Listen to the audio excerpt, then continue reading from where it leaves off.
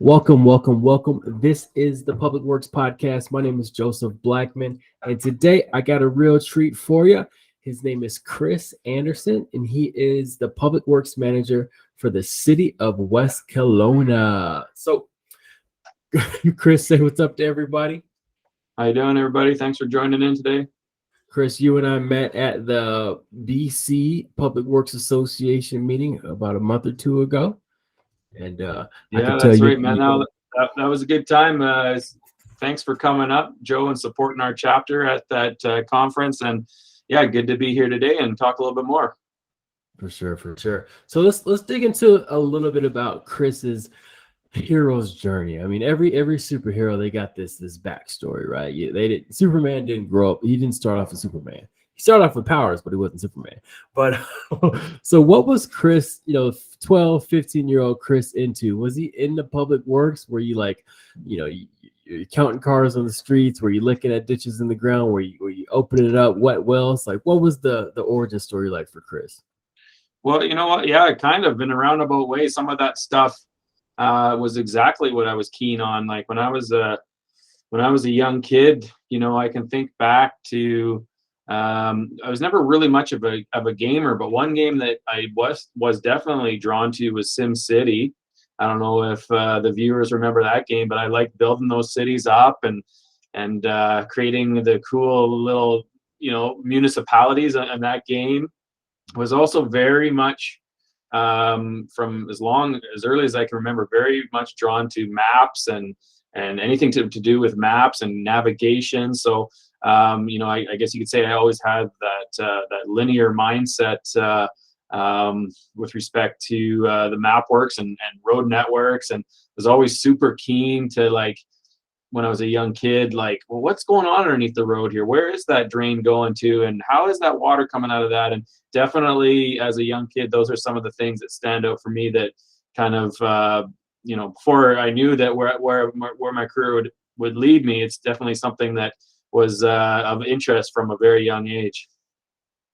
Gotcha. And you talked about it leading you to this career. So what was your first gig like in public works? Did you start off on a shovel? Did you go the college route and kind of got into engineering and worked your way up? What was your trajectory like on the professional side? Yeah, so I after high school I went to college right away here in British Columbia for the first year or two, and it was just taking some general arts classes, kind of just plugging through, honestly, just trying to keep my parents happy. But it was a waste of time, waste of money. And so I ultimately just took a few years off. I went and traveled parts of Europe and just worked for a couple of years. And so when I did go back to college, though, I took the civil engineering technology program here in the Okanagan, where I live in British Columbia. And so that was a 2.5-year diploma program, and kind of set the foundation for my career in local government. And I was lucky enough to basically get a job right away after completing that diploma program as a civil engineering technologist, and I've been in local government ever since. So my first job in local government was I was doing, I think I was hired on as like an engineering tech 1, I think my title might have been. And I was doing lots of GIS work, connecting the lines at the back end, entering metadata into those lines, and connecting drawings and all that sort of stuff. So that was that's where I got started, and worked my way up over the years to where I am now as the Public Works Manager for the City of West Kelowna. Love it. Love it. It's a good path there. And I always like to ask this question of those who've traveled abroad. So if you had to be the public works manager of a city outside of the North America, where would you, what city would it be? Well, it's interesting. Like, for me, I work in a relatively, it's not a huge city, but I think we're home to about 35,000 residents. But I would love to spend a day in a director's shoes in a big, massive, metropolitan city, whether it be anywhere in North America or abroad for that matter. But I guess, yeah, I would love to go back to Europe and do that in a big city like Paris or London or something like that. That'd be pretty cool. Sweet, sweet, sweet. If you're mentoring your younger self, your 22, 23-year-old young Chris, and young Chris asks you, he says, "Hey, what skill set should I pick up to be successful at being the public works manager? What skill set would you tell young Chris to pick up?" Well, that's a great question, Joe. Like, um, for me, there's a lot of traits and attributes that at least in my mind that make up a good public works manager, public works director. But one of the first ones is for me anyways is the desire and the will to give back. Servant leadership to the community where you live. That really stands out to me. Other traits that are very important in our line of work, kind of sometimes more reactionary than not, is you really got to be sympathetic. Sometimes, unfortunately, people that you're dealing with, they've had a difficult situation as a result of some sort of piece of critical infrastructure. Because unfortunately, these things do fail, and sometimes when they fail, it affects good, honest people in a negative fashion. So you really got to have that patience and sympathetic ear. But you also have to. There's lots of rules and regulations as well too, and you got to find a way to tell them bad news in some cases as diplomatically as possible. So there's a couple of examples there for you. Okay. You talked about things going wrong, things failing. So let's talk about adversity. I need a story from you, something that may have went wrong under your watch, what you did to fix it, and then what lessons you learned from that instance and applied it to your future career. So yeah, that's a good question. And when we were talking a week ago, getting ready for this podcast, I really had to give. Well, actually, no. It's a very challenging situation, an adverse situation that we went through here recently, and it's related to COVID and the pandemic. And as an employer, my employer chose to put some COVID-related policies in place, and they were policies that not all of my team at the time agreed with. And unfortunately, some team members either resigned or in some cases, unfortunately, led to terminations because of not following the policy. So, and these were good folks, well-respected folks. And so to have gone through that, it's really like watching your family fall apart. It was very difficult. But just like everything else in public works, we got to carry on, and we have, and we've gone through a really great recruitment process. We're getting lots of new great people on the team, and when there's change, there's opportunity. So there's lots of existing folks on my team here that have had opportunities that they're taking and seizing and kind of promoting themselves, and then as well, like I mentioned, we've been able to inject some new fresh ideas and people with great ideas and enthusiasm. So it's really great to be building that team back up again after a very challenging situation that the pandemic created for us. Totally. Let's say another pandemic happened in 5 years. How would you handle it differently, just so you didn't get that kind of, not that pushback, but just so guys don't have to leave or retire or be terminated? Anything different on your end? Well, no, tough one, because again, the policy, it was a corporate policy. It wasn't a department policy. So, I think what many organizations have learned from this pandemic is, the mandatory vaccinated policy. Maybe that's something that doesn't come into effect if there is another pandemic at some point down the road. But we also don't know what the next pandemic might be or how dangerous it is. And I'm not a medical doctor. I'm not going to pretend to understand the reasoning or the logic behind these suggestions. So, we really got to take the advice in those types of scenarios, the advice of the medical professionals, and that's what we did. But it led to some challenges, without a doubt. I bet. I mean, you talked about families being ripped apart. That's happened a lot. I mean, I'm sure you see it in Canada, but also in USA. I mean, both sides of the aisle, you finally figure out where people are at. It's interesting. I would say it's fun to look at because it's something we have to navigate, and it'll help us be better in the future, I think. Yeah, no, absolutely, man. So how does Chris keep his sword sharp? You've been doing this for a while.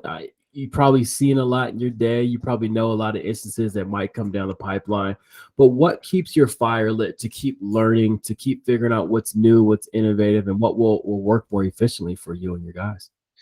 Well, I guess first of all, I really got to thank my employer here at the City of West Kelowna. They're super supportive of me and my career, and I've had a lot of great opportunities because of that amazing support. And so one of the things that that support has enabled me to do is I'm currently the president of the British Columbia chapter. I'm at the tail end of my 2-year presidency here with BC, and also through my involvement with APWA. I also sit on the Leadership and Management Committee as well too. So to circle back to your question, you know, those types of kind of volunteer roles, if that's the right way to describe it, that I have the support from my employer to pursue, I really find that that is a really great way for me to, you know, immerse myself with other like-minded public works professionals in the industry, and really, you know, learn from all the other great people that are out there as public works professionals, and then bring it back to my team. Like, you know, there's, you know, anytime you go to a conference or you have a set of meetings, whatever the case happens to be, you know, there's always a little something that you take away from a part of that day or a part of that session that, you know, it's going to make you a better leader, a better supervisor, manager, worker, you name it. So, you know, to the best of my abilities, I just try to learn and absorb on a continual basis, like an ongoing basis, in order to, you know, not only better myself, but be a better manager for my team, and support my team and give them the skills and the, you know, empower them to really become better themselves as well too. What would you say? I talked to some of the brass at APWA, and if you look at the numbers, not too many, or not as many of the younger generation are bullish or fans of these associations, and they say they have a hard time of getting youngsters to join. What would you say to some of the younger people out there who are trying to navigate public works and thinking like, man, what else is there to do? Like, what would you say to them to join an association like APWA? Well, first of all, to answer the question, there are so many opportunities, great jobs in the realm of public works. You know, whether you're out there doing the transit route, emptying garbage cans, or, you know, delivering fresh, clean, safe water to the community, or taking that wastewater away, mowing parks, you know, intersections, roads. There's the career opportunities in public works are everywhere. There's no shortage of those. Um, and then, so that would be the first thing I'd want to say to youngsters. For those that are kind of getting into that age where they're looking for career opportunities, definitely think about public works, and all of its many opportunities as something to pursue for a great lifelong career. And then, if that is a career within public works that folks are interested in, you know, the next thing I would say is absolutely make sure that you connect and become a member of your local chapter at APWA, because again, in that scenario there, that's such a great resource for learning, for connections, and personal and professional growth. Absolutely. You're 100% right. I like that. Let's say we ask somebody who somewhat knew you, but they didn't really know, they didn't work with you. What if I asked them, hey, what does Chris do all day, every day? What would they get totally wrong about that? Well, that's a good question. What would they get wrong about? Sorry, can you ask the question again there, Joe? Like if somebody knew you, but they didn't know you that well, like they didn't work with you. And if I asked them, what do you do all day? Like what do you do to serve the community? What would they get wrong? Like those parts of the day where you think, man, nobody really knows I do this, or like nobody knows that I have a hand in this and making the community work better in this way. Like what would those things be? Okay, so that's a good question, and it's going to be very specific to here in the central Okanagan and West Kelowna where I work. But One of those things that I'm actively involved in is curbside collection for, garbage, yard waste, and recycling. I do it off the very small corner of my desk over there, but thankfully I've got a great team at one of our partner jurisdictions here at the Regional District of Central Okanagan, who for the most part manages that contract on behalf of the greater Central Okanagan area. But definitely it's definitely something I'm actively participating in on behalf of West Kelowna and our residents. That's for sure. Gotcha. What would you say is like the most frequent text message you get from family and friends around the city?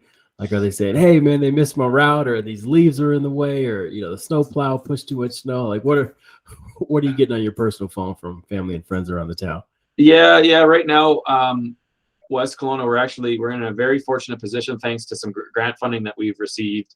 We're building a state-of-the-art $70 million water treatment plant. It's going to be West Kelowna's second plant here, Nice. but it's going to service roughly half of the community. And so, to answer your question right now, unfortunately, we have a lot of water quality related challenges because that half of our system is primary disinfection only. And the water that's heading into our pipe network and into the homes of people, unfortunately, it's not filtered. And so sometimes during certain times of the year, it'd be discolored. I've seen, unfortunately, some pretty nasty photos from folks and showing their hot tub, how nasty it can look.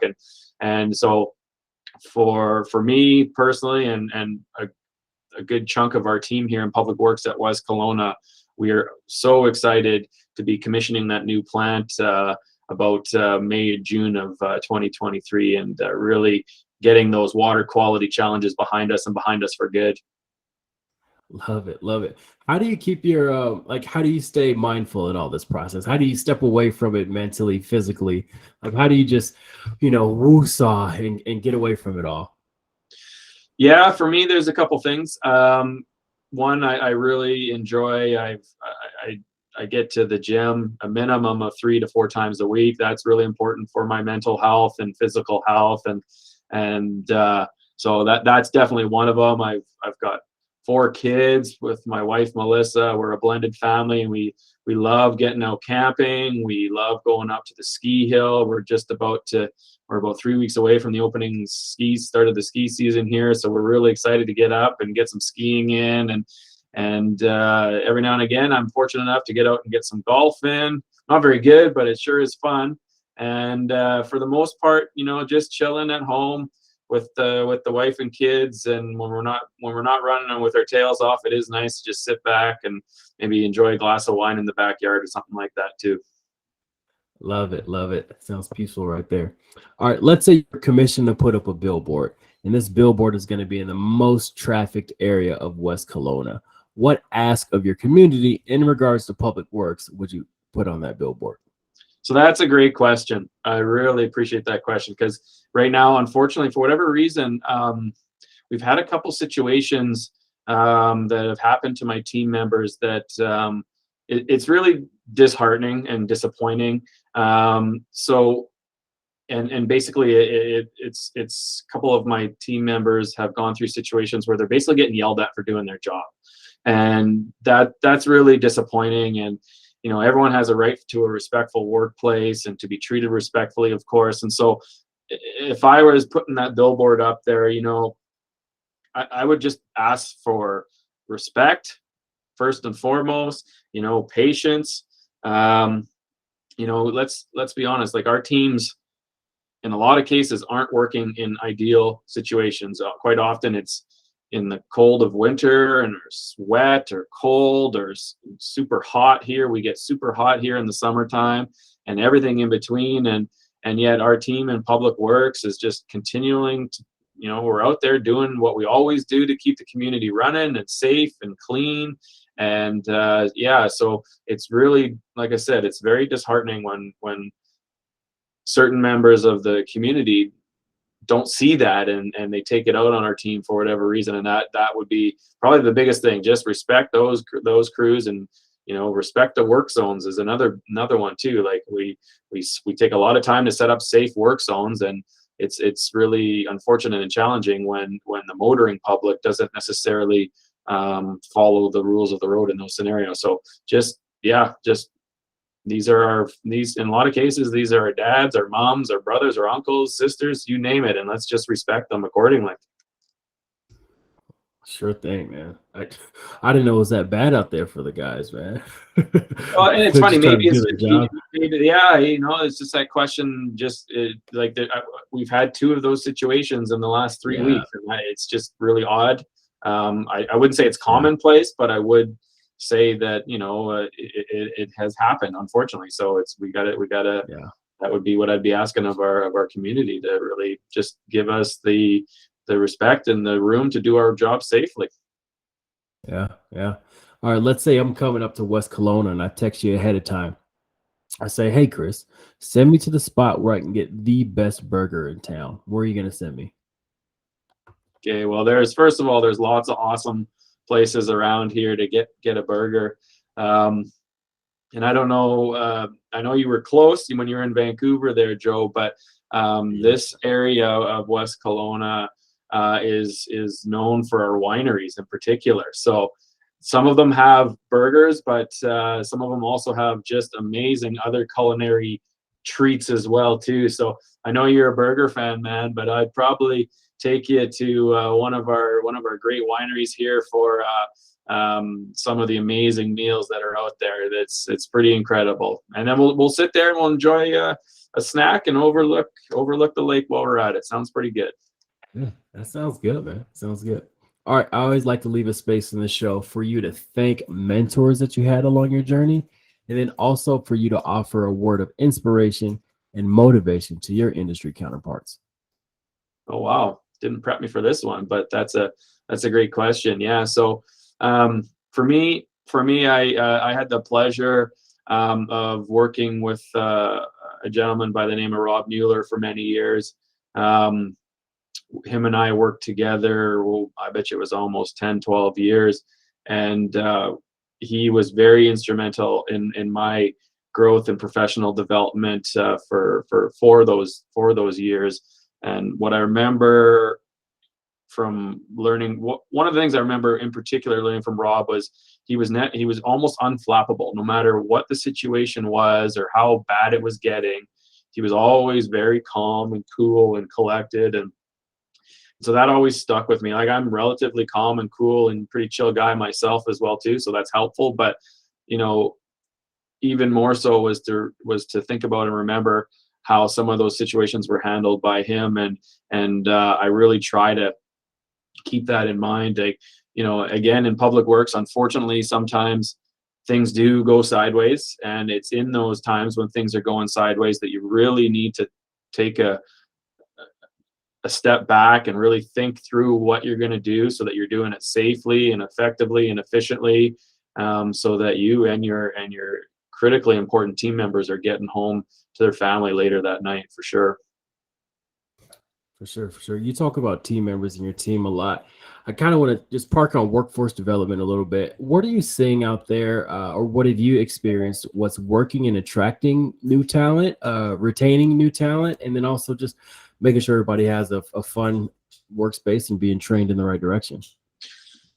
Yeah, so that's a loaded question right now. Like, I think like a lot of areas across North America and around the world right now, the labor shortage is a real deal. The baby boomers are leaving or are gone. They might have been helped out the door with COVID and not really wanting to come back to work after COVID, and so we're definitely seeing that here in public works and in West Kelowna as a whole, and just even in the region. Everyone has got help wanted signs and all the rest. So it's a really interesting opportunity for folks to be getting into new careers, different careers, or whatever they're thinking. So in order to try and attract and retain those people, and there's only so much that I can do as the manager of the department, because I don't cut the paychecks and I don't issue the benefits. But thankfully, at least in local government work anyways, those types of things, like your benefits or your vacation packages, your total compensation, is really part of it. And then but really one of the things, and this was an article similar to an article I wrote for the APWA Reporter, but really you want to really take your time and onboard and hire and then onboard the right people. I had an HR director at one point saying, a job here with us at the city is like a little golden nugget. You got to be so careful who you give that golden nugget to. And I really believe in that. Just because it's an easy button, you might need that position, whatever it is, to be filled yesterday, doesn't mean it needs to be filled with who's sitting in front of you today. So you really, really, really, my recommendation in that scenario is to really make sure that you're filling your team with the right people. Of course, there's a certain base level of skills and requirements that you're going to need to see based on the job description. But really, I'm all about hiring the right person with those skills and abilities into the roles. Nice. Thanks for the answer. What would you say to the guys and girls who are in your same position now? They're a public works manager. They're fighting the same fights you're fighting. They're battling with you. What would you say to just keep them inspired and keep them motivated? Yeah, that's another great question, and I think it really depends on the individual. Each individual is motivated by different things. Like for me, we've got amazing big picture capital projects that are happening right now. I mentioned the water treatment plant.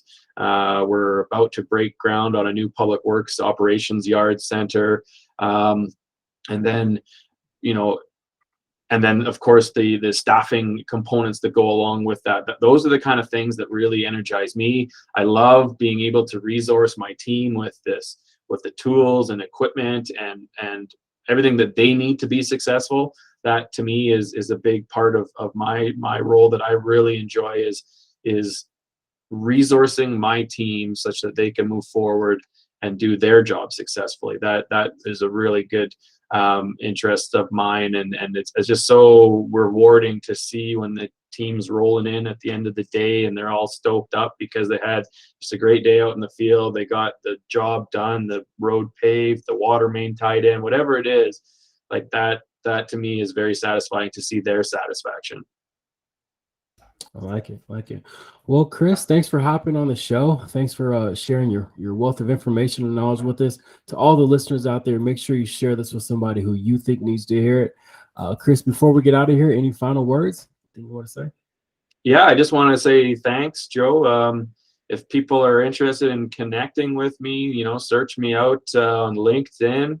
I'm actually a new member. I'm just kind of something I'm learning. I've never really dove into that world, but I'm really quite appreciating all the great connections that are starting on LinkedIn. As well too, you might have heard this from me already here today, Joe, but and to the listeners, but I'm an active member with the Leadership and Management Committee. We write a couple articles, or I write a couple articles a year in that in the Reporter, so keep an eye out for those. And we're going to be hopefully presenting again as a Leadership and Management Committee and or individually myself at PWX in San Diego next year. So so lots of great opportunities to connect with me virtually or in person, and just looking forward. If anyone has any questions or wants to reach out, please drop me a line. Sure thing. Hopefully I'll see you at PWX. Did you go to the one in North Carolina? I was there, man. Yeah, I don't think I saw you there, but that was a great time. No, I heard it was. San Diego, I'll be there for sure. So yeah, nice. It's nice that it's in our time zone this year too. I know. Good weather too. Well, other than that, Chris, thanks for hopping on once again. To all the listeners out there, thank you for tuning in. This has been the Public Works Podcast.